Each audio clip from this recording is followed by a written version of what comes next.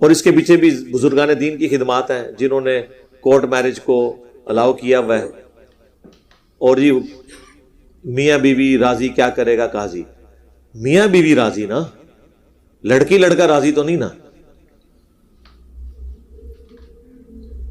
میاں بیوی پہلے بن تو جائیں کسی آفیشیل طریقے سے, بس اس کی بنیاد کے اوپر چونکہ فقہ حنفی میں ہے کہ بغیر ولی کی اجازت کے آپ نکاح کر سکتے ہیں. کورٹ میرج اب پاکستان کے قانون میں اس لیے جائز ہے, اس میں بھی ہمارے بزرگان دین کی خدمات ہیں. اور پھر آپ کو پتا ہے غیرت کے نام کے اوپر قتل بھی ہوتے ہیں.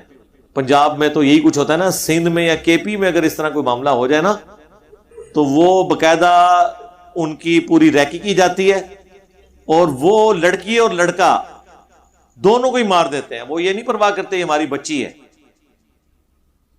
اور داڑھی بھی رکھی ہوتی ہے, اور غیرت کے نام کے اوپر قتل کر رہے ہوتے ہیں.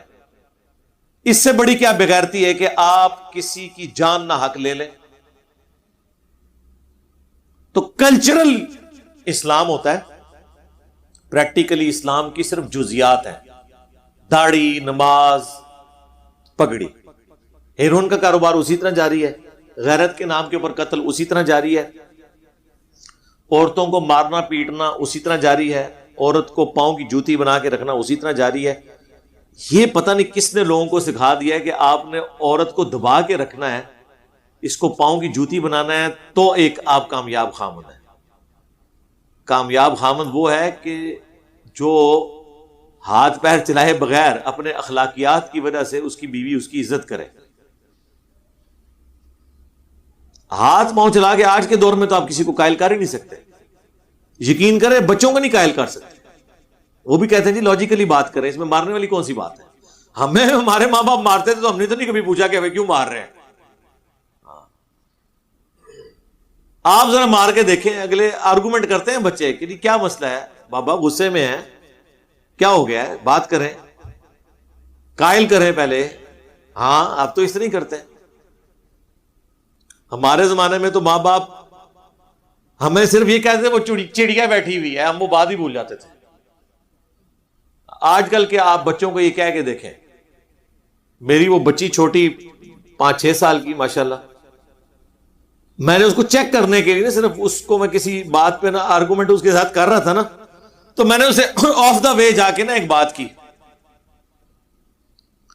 تو میں نے کہا بیٹا اس دن تم نے جو ماما کے ساتھ بابا اس میں یہ بات کہاں سے آ گئی, ہم تو کچھ اور کر رہے تھے بات, کہ میں آپ سے یہ ٹاپک ڈسکس کر رہی ہوں تو اب آپ مجھے دبانے کے لیے کوئی ایک اور واقعے کا حوالہ دے رہے ہیں. ہمیں اگر کوئی یہ ہمارے بچپن میں کرتا تھا کہ تم نے اس دن یہ بدتمیزی کی تھی تو ہمارے تو ہاتھ پاؤں بھول جاتے تھے کہ یار اب اس کی بھی ہمیں مار ابھی کھانی پڑے گی. نہ سرکار, آج کل بچے یہ نہیں ہے, وہ کہتے ہیں کہ یہ جو آپ بات ڈسکس کر رہے ہیں اس کا اس بات سے کوئی تعلق نہیں, اس کو ہم بعد میں ڈسکس کریں گے, پہلے تو یہ بات ڈسکس کریں نا جو آپ اس وقت آپ کر رہے ہیں. آج کل یہ, اور یہ پازیٹیو چیز ہے, میں اس کو نیگیٹو چیز کے طور پہ بیان نہیں کر رہا ہوں. میں سمجھتا ہوں ہماری ایج کے پڑھے لکھے لوگ جو اپنی اولاد کے ساتھ آرگومنٹ کرتے ہیں, یہ اسلامی تاریخ کے کامیاب ترین ماں باپ ہیں.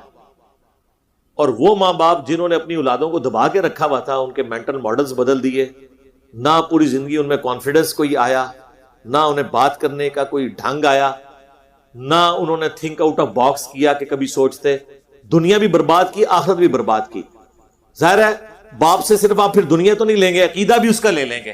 اس سے آپ کبھی نہیں پوچھیں گے کہ بھئی یہ محرم کے مہینے میں ہم گھوڑے کے نیچے سے کیوں گزر رہے ہیں, اور یہ جھولا ہم نے کیوں نکالا ہوا ہے, اور یہ ربیع الاول میں ہم نے یہ جھنڈیاں کیوں لگا لی ہیں, اور لوگ ڈھول کے اوپر یہ قوالی کیوں کر رہے ہیں. یہ جرت ہوگی کسی کی پوچھنے کی؟ کبھی نہیں ہوگی. ابھی کہ جو پڑھے لکھے ماں باپ ہیں وہ آرگومنٹ کرتے ہیں, اجازت دیتے ہیں کہ آپ کا یہ رائٹ ہے, آپ بھی اپنا موقف رکھو, میں بھی رکھتا ہوں, آپ کو علمی طور پہ قائل کریں گے.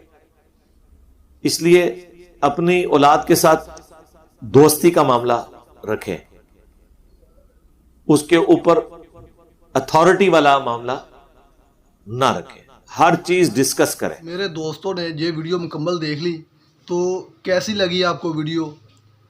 امید کرتا ہوں کہ آپ کو اچھی ویڈیو لگی ہوگی. آپ کے علم میں اضافہ ہوا کہ نہیں ہوا, آپ ہمیں کمنٹس کر کے بتائیے گا. اور ایسی اچھی ویڈیو دیکھنے کے لیے ہمارے چینل کو سبسکرائب کیجیے گا۔ اوکے، اللہ حافظ۔